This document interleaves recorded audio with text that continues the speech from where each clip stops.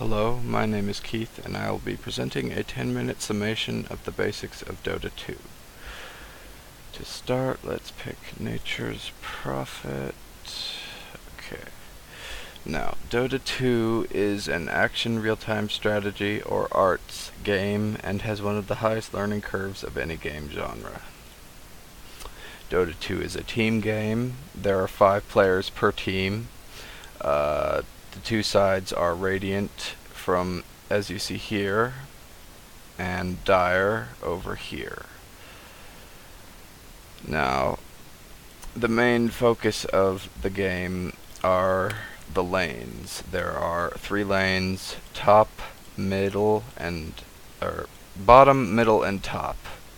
Now they're also split into 3 different types. Mid will always simply be mid, as there is no distinct advantage to either side here. The distance between the river and the towers and where the creeps tend to fight each other is the same. However, here, the bottom lane for Radiant is known as the safe lane, but for Dire is the hard lane, because it is farther away, because where the creeps tend to fight each other is farther away from the Dire's tower and closer to the Radiant's tower, giving the Radiant side an increased level of safety. The inverse is true of the top lane, where the creep equilibrium is closer to the Dire tower than it is to the Radiant tower. Now, the game starts with what is known as the laning phase, in which players simply go to their lanes and farm the creeps for experience and gold. Now, in order to get gold, you have to hit the last attack on the enemy creep so that you do what is known as last hitting. What this does is this gives you gold of a randomly assigned value between somewhere around 40 to 50. And in this way you can gather gold and buy better items to further strengthen your hero, one of the most basic items being boots, which can be made into one of several types of more utility-based items that have an additional function besides simply making you move faster. Let's see. I should also note that there is what is known as the jungle on both sides of the map.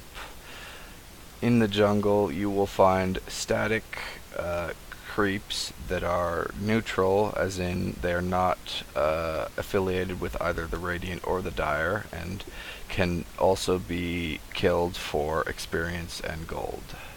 Now, only certain heroes are capable of doing this, because if you simply try to attack them normally, you will just be killed by them slowly but surely. Now, in this case, Nature's Prophet is a jungler because he can use his treants to fight in his stead.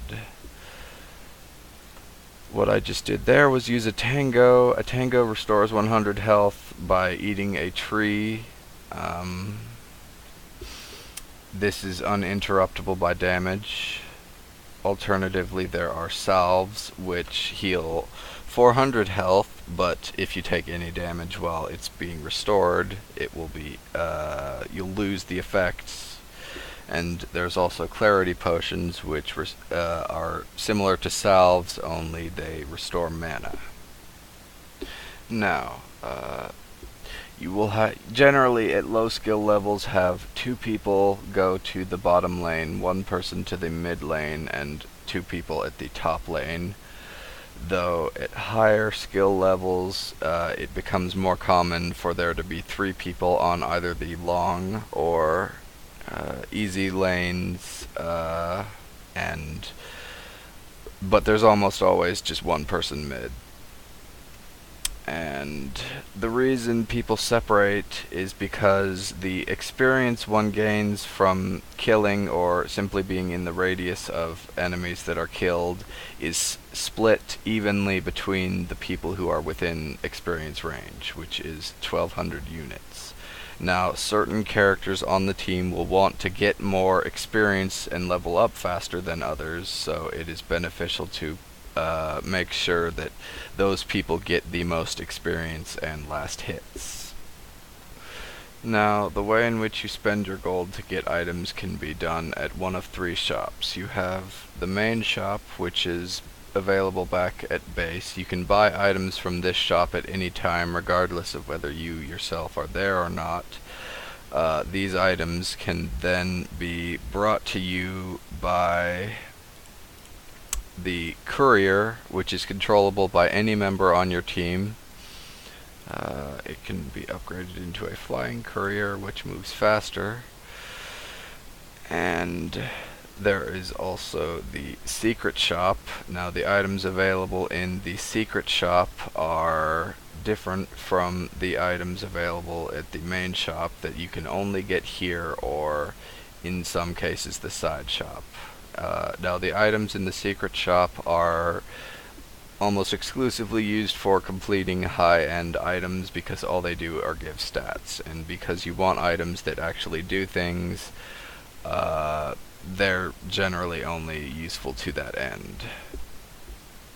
Lastly, there are the side shops located here and here that sell some of the things available in the main shops, as well as some things that are available at the secret shops. You can complete any boot recipe with the exception of boots of travel, because you need a recipe for those, and recipes can only be purchased in the main shop.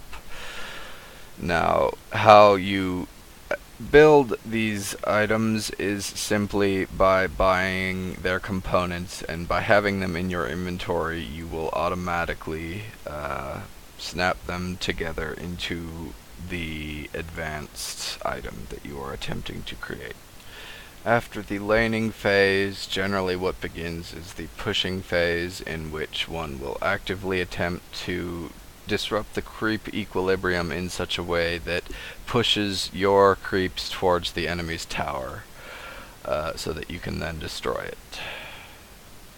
This happens with 3 sets of towers. There's the tier 1 in each lane, tier 2, the tier 3s, which are inside the base itself, and then there are finally 2 tier 4 towers guarding the throne, the destruction of which will result in either your loss or victory, depending upon if it is your throne or the enemy's throne that is destroyed.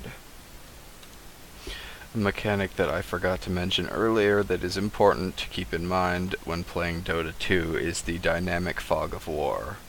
Now, as you can just see there, it shifted from nighttime to daytime, and as such my line of sight increased, but what you can and cannot see is based on the radius of your vision, which is determined on whether it's day or night, and what type of character you have. Certain characters have good night vision, most do not. But also, you need direct line of sight, otherwise you will not be able to see things. As you can see here, these trees are blocking my line of sight, so if there were a person standing in any of these spots, I would not know that they were there.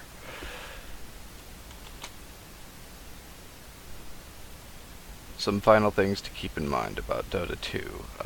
One is that there is a priority in which certain players will be needing more experience and gold than others, and as such, they should be prioritized.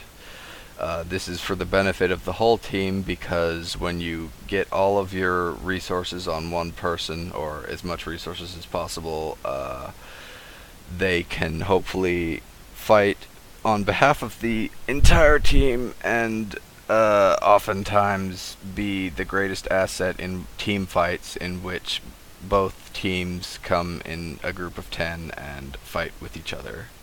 Another thing to keep in mind is that dying in these types of games is not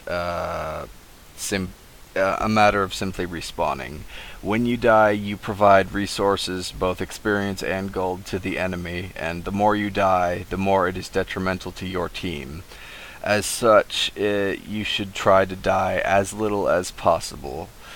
You need to be especially cautious if you're in the hard lane, which for the Radiant is this lane here, and for the Dire is this lane.